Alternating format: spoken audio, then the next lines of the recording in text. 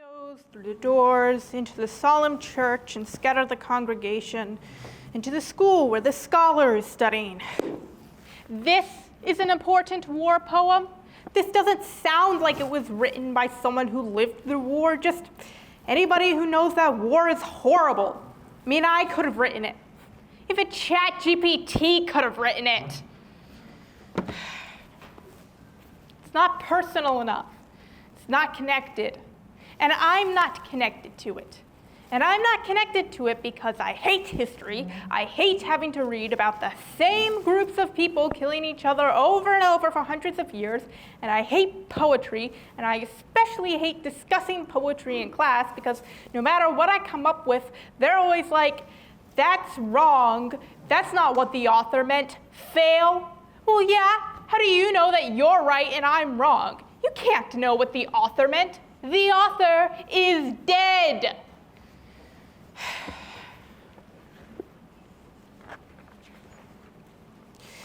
Nor leave the bridegroom quiet, no happiness must he have now with his bride, nor the peaceful farmer any peace in plowing. Stop!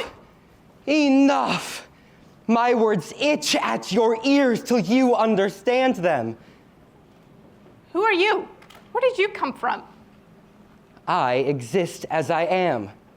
That is enough. Listen, I have a project to finish, and this isn't helping. You're distracting me with your retro outfit. I am trying to connect with this guy, Walt Whitman, but I can't relate. It's not good stuff. I am as bad as the worst, but thank God I am as good as the best. Dude, who are you? Or have I heard that before? Walt Whitman said that. Stranger, if you passing meet me and desire to speak to me, why should you not speak to me? And why should I not speak to you? And Walt Whitman said that. Walt Whitman?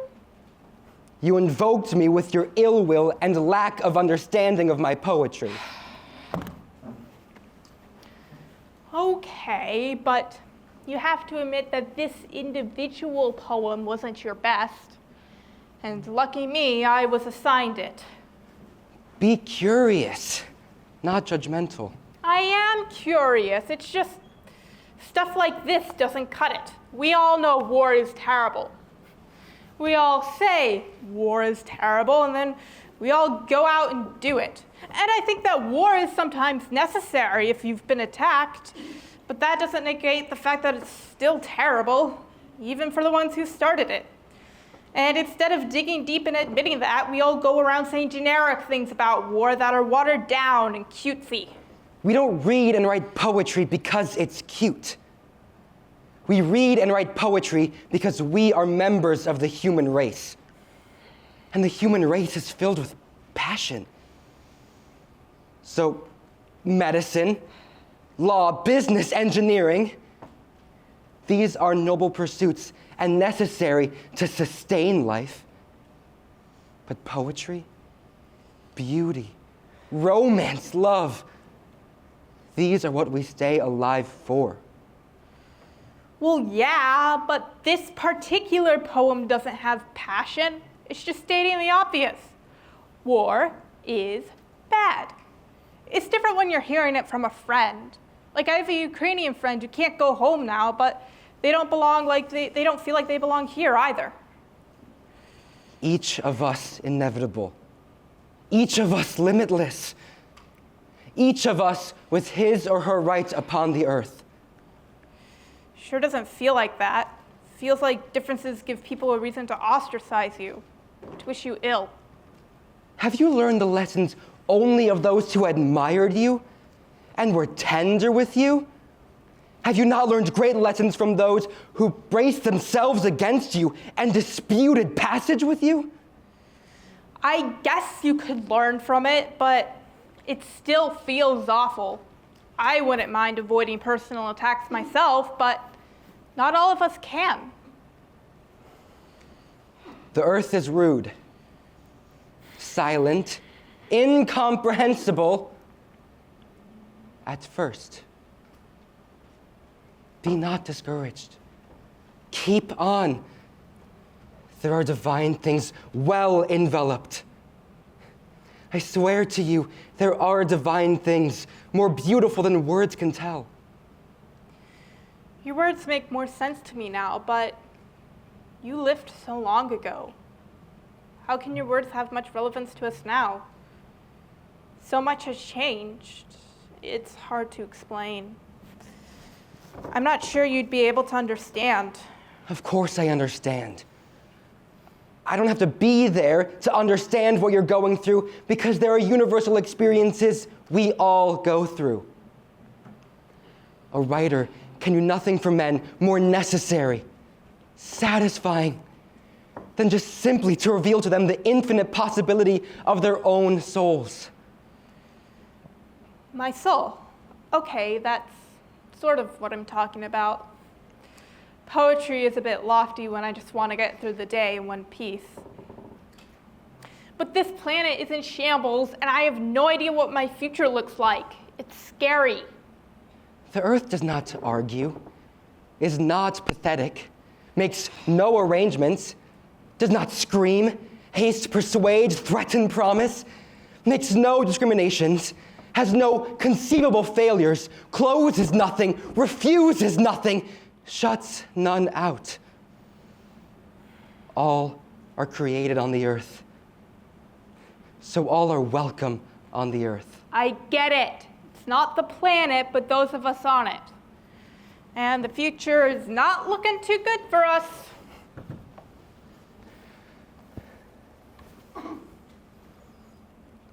Every moment of light and dark is a miracle.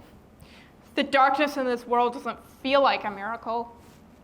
It feels like a power ready to take us all down. If you have a different belief system than most, watch out. If you look different than most people around you, watch out.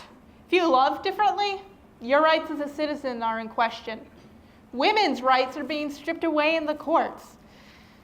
It's not a great time to be growing up. Let your soul stand cool and compose before a million And I have this project on poetry and war and the horrific images we've seen of recent wars. How can words ever express that?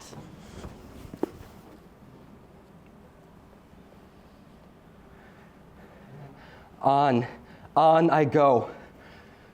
Open doors of time, open hospital doors. The crushed head I dress. Poor crazed hand, tear not the bandage away. The neck of the cavalryman with bullets through and through examine. Hard the breathing rattles, quite glaze already the eye. Yet life struggles hard.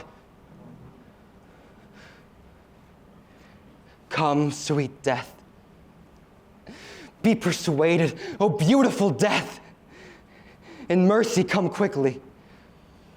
From the stump of the arm, the amputated hand, I undo the clotted lint, remove the slough, wash off the matter and blood.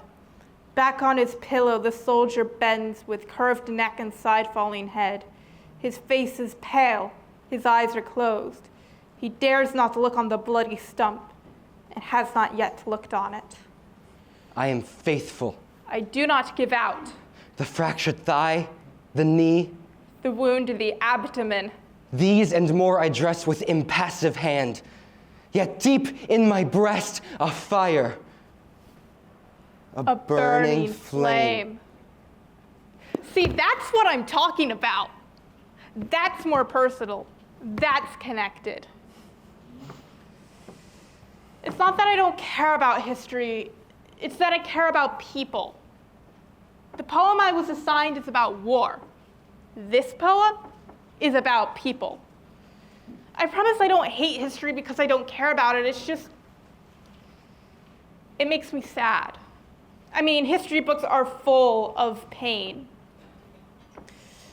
There's just so many people who suffered in history and so many people suffering today, and instead of saying, we all know what it's like to suffer, let's try and reduce some of that, it feels like everyone just wants to make the others suffer more. I know how that feels. You do? Yes.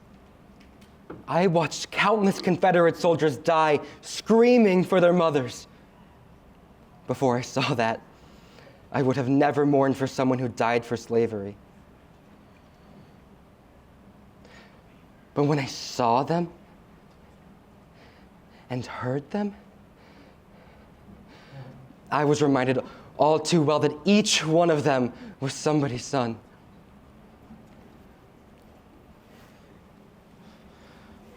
And I bet that when the North won and you went home, you couldn't tell anybody about that, could you? They wouldn't understand. My means of expression was through my poetry. That's what I mean. But you guys were running around with musket guns and grenades. If we had a war with the bombs we have today, we could destroy the planet. I mean, we're already destroying the planet, but that's a different conversation. You were alive during the Civil War. Hundreds of thousands of soldiers died. It was America's bloodiest war so far. 80 years after that, 2 bombs were dropped that killed hundreds of thousands of people. Imagine that. 2 bombs. That was 80 years ago. If that was the most powerful weapon in the world 80 years ago, how powerful are the weapons that we have today? I don't want to find out. But in these next few years, or months, or weeks, I mean, we might have World War III. What is this world war you speak of? It's when the whole world goes to war. And we've done it twice already. I see. But you lived. What? The world has gone to war with itself twice before, and both times it has survived. Well, yeah, but we might not this time. But still, there are people like you. There have always been people like you who value life. Re-examine all you have been taught in school or church or in any book. Dismiss whatever insults your own soul. And your very flesh shall be a great poem and have the richest fluency, not only in its words, but in the silent lines of its lips and face, and between the lashes of your eyes, and in every motion and joint of your body. Our very flesh shall be a great poem, like who we are will transcend the moment. I like that. I'm connecting to you, Walt Whitman. Do anything, let it produce great joy.